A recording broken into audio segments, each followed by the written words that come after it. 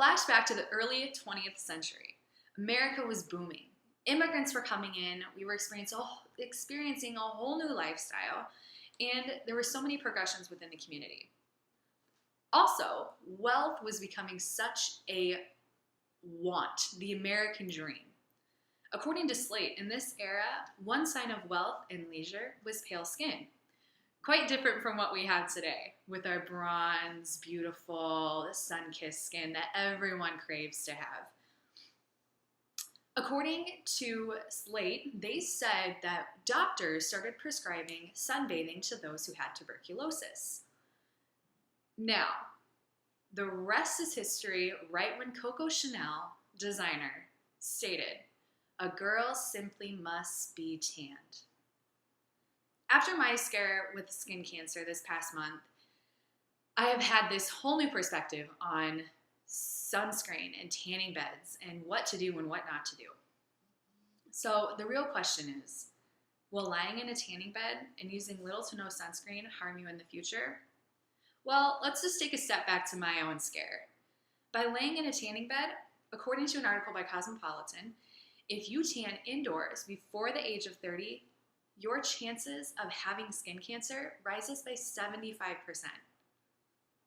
I'd say I'm a pretty prime example of that, since I did, unfortunately, lay in a tanning bed from about my freshman year in high school to my junior year in high school. It came back. 75% more likely to have skin cancer. And I am living proof of that statistic. Cosmopolitan also states that tanning salons are a definite carcinogen. So carcinogen is a skin cancer. So yeah, they are. And everyone knows it nowadays. Thirdly, many people think that you can attain a safe tan by tanning indoors, which is false. There is no way that you can attain a safe tan by tanning in a tanning bed. You're having these intense UV lights put on your body, and there's no way that that is safe for your body. Thirdly, when you're laying in there, you're kind of sitting in other people's sweat because you sweat when you go into a tanning bed. And there's been a lot of issues with the cleanliness that is in tanning salons these days. So actually, in a study conducted by the Journal of American Academy of Dermatology, they decided to take cultures of the 10 best tanning salons in New York City, and they tested them to see just how really clean they are. After they tested them, they found that all 10 of them grew pathogens, so much bacteria, even after they were cleaned.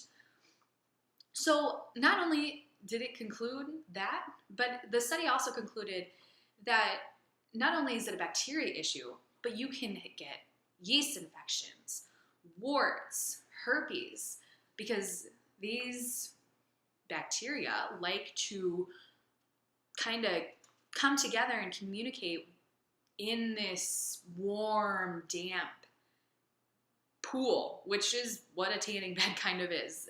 If anyone's been in a tanning bed, you know that water and stuff can pool in kind of the center. And I have actually had a friend who has had a yeast infection from a tanning bed. And let me tell you, it was one of the most disgusting things I have ever seen. So some people think, all right, I got it. Tanning beds are bad. I won't go to a tanning bed, I promise. I get that. The FDA has regulations on it. I get it. I'll just go outside and tan, but I don't need sunscreen really because I already have a base coat and I'm not going to get burned, so why would I use sunscreen? No, I don't need sunscreen. Well, the logic behind that is not totally backed up at all. There are so many risk factors to not using sunscreen, such as, the Huffington Post states that if you do not use sunscreen, wrinkles and premature aging are going to become an issue within the next X number of years. It's just what's going to happen. Dr. Wendy Roberts, who is a board-certified dermatologist who interviewed for the Huffington Post, she said, and I quote, "You will regret not having worn sunscreen when you look at your skin compared to friends and family who have worn daily sunscreen 20 years from now." So there's something to be said for wearing sunscreen daily, even if it's cloudy or it's sunny or it's snowing. If anyone has been snowboarding, you know you can still be burned in the snow. So wear sunscreen because it's worth it. Now, if you don't believe me that it's worth it, here are many, many benefits of wearing sunscreen. Sunscreen has been proven to decrease skin cancer, facial brown spots, discoloration, blotchiness, and it slows down the process of wrinkling and premature aging skin. Now, in our society today, there are so many people who are going to get Botox. I want to look younger. Here's one way to save your money on your Botox.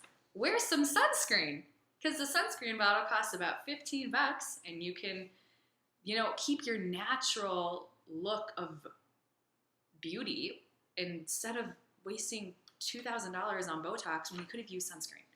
So, they also say in an article by Time magazine, wearing sunscreen every day can make you look younger.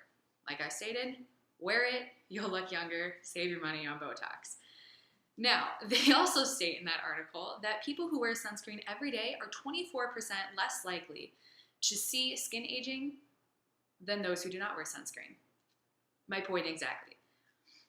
NYU medical professor Dr. Doris from the Time magazine, she stated, as a dermatologist, we have been saying for years and years, use SPF every day, all year round. I always say, if you don't need a flashlight to see outside, you need protection. Now, finally, tanning beds are worse for you than smoking.